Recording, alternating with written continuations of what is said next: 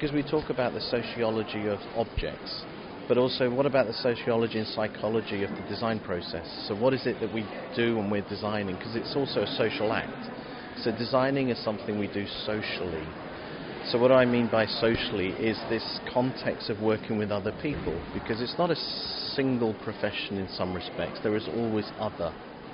And so what we're trying to do is pay attention in the curriculum to what is happening psychologically, socially, but also politically in the situation. So it's about group work, so it becomes about psychosocial political processes. And so what we're trying to do is get our students to pay attention to what it is they find themselves doing when they're designing, but also when they are collaborating. So how do they work with others? Why do they get angry when someone says one? Why are they not open to new ideas? So all of those are actually very personal, but they're also very social. So it's this paradoxical thing about you and others at the same time. So we talk a lot about that in terms of design process. So we're really trying to look at design process as a social act, as a social creative act. Philosophically, there's a lot been written about the philosophy of action.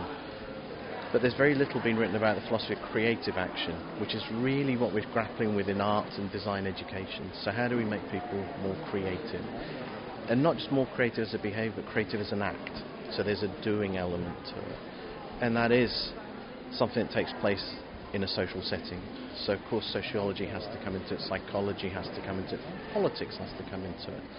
So we need to really grapple with this word of politics and sociology.